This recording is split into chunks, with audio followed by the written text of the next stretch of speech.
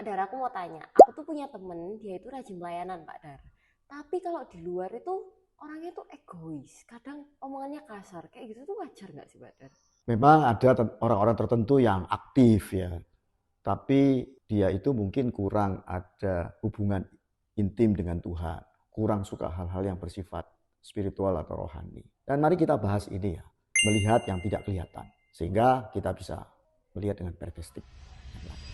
Manusia itu sebenarnya manusia rohani, tapi karena kita hidup di dunia, kita itu lebih peka melihat segala sesuatu secara jasmani. Maka kita egois, kita ingin di depan, kita ingin dipuji, dan seterusnya. Tapi hal spiritual atau hal rohani itu berbicara bahwa kita itu punya hubungan dengan Tuhan. Sehingga kita bisa menolong orang lain, punya hati kasih seperti Tuhan. Tidak haus pujian. Di Alkitab ada contoh yang begitu jelas seperti hal ini. Ada dua saudara namanya Marta dan Maria.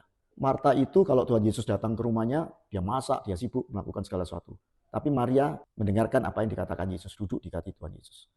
Sehingga suatu saat Tuhan Yesus dimarahi oleh Marta.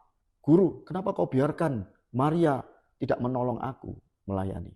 Tapi kemudian Yesus bilang, Marta, Marta, engkau sibuk dengan segala hal yang tidak perlu. Tapi Maria telah melakukan hal yang tidak pernah bisa diambil daripadanya. Apakah itu? Yaitu memahami hal-hal yang rohani, hal-hal yang spiritual.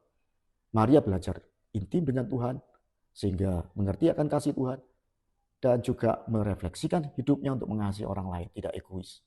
Tapi Marta sibuk melayani sehingga lupa bahwa dalam hidupnya dia harus belajar hal-hal yang bersifat spiritual.